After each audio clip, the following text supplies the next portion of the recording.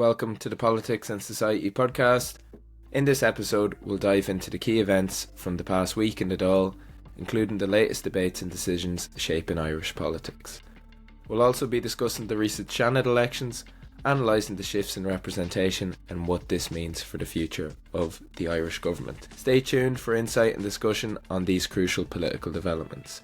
So, this week in the Dáil, we saw that the Ceann Comhairle, Verona Murphy, ruled that the regional independents supporting Fianna Fáil and Fine Gael in government will not be afforded opposition speaking rights in the Dáil.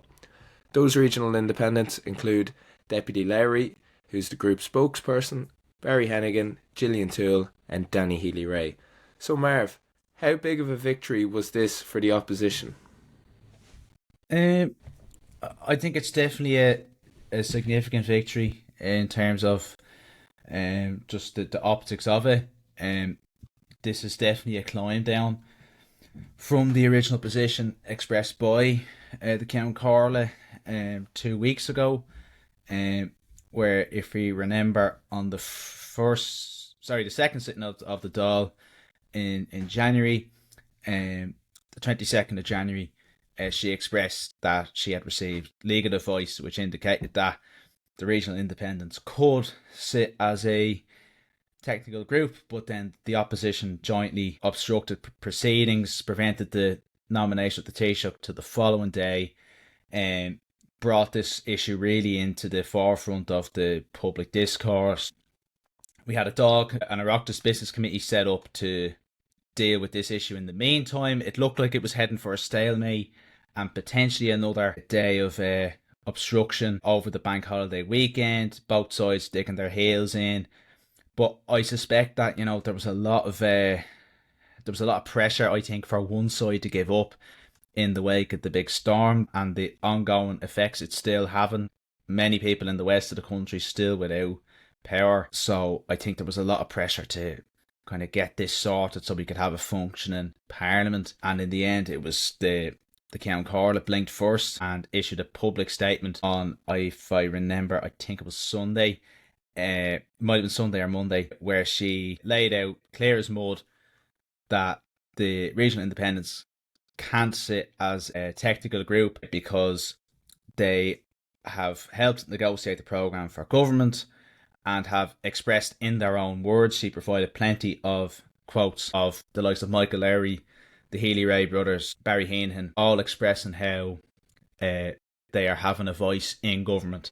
Basically saying that they're talking within government and advancing their policies within government. So as a result, she's ruled that they've expressed by their own words and actions that they are part of the government. So henceforth, they can't take opposition speaking time and can't be a technical group, which is exactly what the opposition had been saying all along. So it's definitely a huge victory for optics for the opposition. Potentially put on ice pending some kind of a renegotiation of standing orders going into the future. But as of right now, it's a definite victory for the opposition. But we'll see whether this kind of opposition unity lasts as we go on. Yeah, because as you said there, I actually don't think this is the end of this Dáil drama on the speaking rights, because if you listen to Lowry, who's the spokesperson for the regional independents, he was kind of saying that, this decision will have to be reviewed, and he's talking about the position of the independents and how you have opposition and you have government, or your government, and then somewhere in the middle, the rural independents are kind of floating about here. But in the midst of everything that's going on in the country, there are bigger fish to fry, especially in a storm that was so destructive. And ministerial positions have to be fulfilled. The show must go on. Like the speaking rights of a few TDs, that could be kicked down the road. It's not going to be too major of an issue at this current time. So I don't think we've really seen the end of this. Then, sure, obviously as well, it's going to be a quiet enough week, considering that the Dáil won't be doing much until portfolios are fulfilled. And we also had a Seanad election as well. So the Seanad election took place over the past week. Fair play to everyone involved in the Seanad elections, because it was quite a a thorough and rigorous count. They had to get through so much over those few days, and a few of the counts went on into the into late nights. Following up that, we have 49 senators now elected out of the 60. As we'll talk about in a few minutes, 11 are appointed by the Taoiseach. It's going to look like it's 6 Fianna Fáil to 5 Fine Gael. Some points of note: we have the university constituencies here. NUI, we've Senators Ronan Mullen, Alice Mary Higgins and Michael McDougall were elected. Trinity College as well, you have the likes of Lynn Rowan retain their seat and Aubrey McCarthy. Vocational panels, just to look briefly at here: Malcolm Noonan, the Green Party, was elected, the only Green Party seat out of 5 in the previous election. So that just shows the kind of decline of the Greens since 2020. Cultural and Educational panel saw notable losses for Lorraine Clifford Lee and Hazel Chu.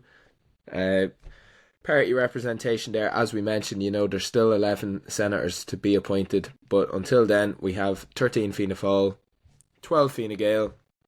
Sinn Féin are on 6, up 2 from the previous Seanad election. The Labour Party maintained its 2 seats, but most notably the Social Democrats and Ain 2 have achieved their first seats in the Seanad. So, Marv, there's a few shake-ups here and there, but overall it seems to be much of what we expected out of the Seanad elections. Yeah, the Seanad elections are usually quite predictable in the sense that they will always reflect the formation of the new government within the Dáil. It's the way the House was designed. Tune into a previous episode for more context. But anyway, just the way with the vocational panels, the way they're set up. Now, there was some eyebrows being raised that the Fianna Fáil vote perhaps wasn't as strong in some of the panels as some analysts were predicting. But at the end of the day, Fianna Fáil, Fine Gael and independents, government supporting independents have a working majority already without the Taoiseach's 11 being appointed yet. As you said, Soc Dems have had their first senator elected. They did have, I think, a former Labour senator who defected to the Soc Dems in not the last Seanad, the one before that. But they've never had a senator actually elected under the party brand, so that is a first. And as you said, Ain too as well, first time being elected to the Seanad. You had a lot of the old Greens, as you said. A lot of them didn't even stand. Just sensing the unpopularity of the party. So I think even just to come away with that 1 seat, and like topping the poll, by the way, Malcolm Noonan did in the agricultural panel. It was a very, very strong performance from him. So that was very impressive, I have to say. I wouldn't be too concerned if I was a Green Party supporter. Yeah, again, Sinn Féin, notably, they brought down Conor Murphy from the north to contest, I think it was Fintan Warfield's seat, because he was moving on, and he got in there very comfortably behind Sharon Keown on the industrial and commercial panel. If we look at the outcome of the university panels, all 6 university senators are independents, as opposed to the vocational panels, which are mostly party representatives. So I think that kind of shows you the difference that in Seanad elections, in the constituencies that technically have a popular vote. Again, I know it's not an open electorate because not everyone has a degree from these certain universities, but where non-politicians can vote, it looks like independents are really, really strong and popular. Whereas on the panels for the 49 seats, where the electorate is solely elected councillors, outgoing senators and incoming TDs, you just see party candidates doing really, really well. So I think that tells you everything you need to know about how these Seanad elections are run. And then it's just speculation of the Taoiseach's 11. Who do you think will be on the Taoiseach's 11? It's a tough one, because there was a couple of names that I kind of had listed that ended up not getting, or ended up getting elected. Actually, they were TD or councillors and TDs who lost their seats, and if you're looking at trying to predict who'll get elected, I think it's worth pointing out the gender representation, because 20 out of the 49 elected were females. As you mentioned, Fianna Fáil and Fine Gael have the ability to change this because they're the ones with the power. So Lorraine Clifford Lee is probably the first one I would say might be appointed. She narrowly lost her seat. She's always there or thereabouts. I'd say they were probably hoping that she'd retain that seat, but obviously being a female, she'd be one of note. I'm trying to think here. I'm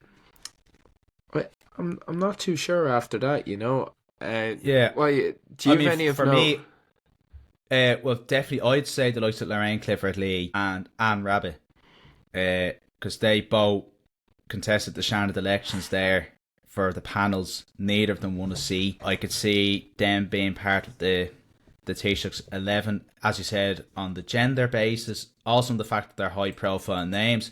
But again, this leads into this debate about the representation of the Seanad, about, these are two people who were rejected at the general election. Both of them ran in the general election. Anne Rabbitte in Galway East, Lorraine Clifford Lee in Dublin Fingal West. But neither of them got elected. Then they ran for the Seanad panels. Neither of them got elected. So if they get appointed to the Seanad by the Taoiseach's 11, that might, there would be arguments that that's not representative of the wishes of the people. But anyway, we won't get ahead of ourselves. I think for Fine Gael, I think Noel Rock is someone with a chance. He put on a good show in Dublin North West during the Dáil election. So I think he might have a stake here. I can't really think of, say, any... Tim Lombard as well, possibly. Tim Lombard. Tim Lombard, potentially. Yeah, he was a big casualty actually in the Seanad elections. Forgot about him. Aisling Dolan, actually, she lost her seat in the Seanad. And actually, like, it is as well. Like, I think that the gender aspect of it will be crucial because the governments are under some scrutiny at the moment. We mentioned the last episode with the makeup of the cabinet. We've 3 female full ministers, and I believe we have all the junior ministers announced, and some of them have to be confirmed. The legislation has to be updated to allow 23 junior ministers, but we have, by my recollection, I think we've 5 or 6 female junior ministers out of the 23. So there is some logic to thinking that Micheál Martin might try to have a more heavier female representation of his 11 nominees to the Seanad. So that will be something to keep in mind. Yeah, absolutely. It will be interesting to see who the 11 are. I do have a feeling that there's going to be some surprise nominations. There'll be 1 or 2. Like a Noel Rock, as you mentioned there. That's a name I never even considered for the Seanad nomination, but I know he's been trying to get back into the Dáil since he lost that seat. So anyway, to get into the Oireachtas, So it'll be interesting to see how the gender representation plays out. Obviously, as well, you're talking about gender representation. It's worth noting party representation here. The independents. We had Sharon Keoghan doing very well in the industrial and commercial panel, topping the poll. She obviously is a flag bearer for the females, but then also you had the likes of Victor Boyhan got in with a very strong first preference vote, and Gerard Crawwell on the Labour panel. So independents seem to have a great influence on the Seanad here. Sharon, she really, really blew away a lot of people with that vote, going from like 50 something to 144 if memory serves. Obviously you add the thousands in then because it gets multiplied by 1,000, but I no doubt that she would do very well. But obviously that led on to an article in the Meath Chronicle where it stated that she could potentially be another presidential candidate, which will be a great kind of catalyst into our next episode, which will be looking at presidential candidates. So Marv, we could be looking at here, the Seanad could potentially be a breeding ground for presidential candidates. What would you think of that? Could you see any here, just briefly before we finish up, that you might consider in the next episode? In terms of presidential candidates, personally, I think for me, I think I can't ignore Michael McDowell. His name has been mentioned a bit. I think if there is an independent candidate for the presidency, I think Michael McDowell probably has the best chance. I think he already had a strong profile anyways, but I think he's built like a bigger profile for himself over the past year. He kind of took a lot of credit for the referendum results back in March, and I don't know. I've a feeling about McDowell, to be honest with you. Yeah, I think he's a strong name in the bookmakers as well. Obviously, it's a novelty kind of a discussion at this stage, but it's something we'll delve into in the next episode. So, just I'd like to thank everyone again for listening into this week's podcast. And as I say every week, if you have any requests or any recommendations or things you'd like us to look at or discuss, please feel free to contact us or leave a comment in the video. Also, leave a review, like, subscribe to the channel, share it with a friend, and until next time, we'll see you then. Thanks.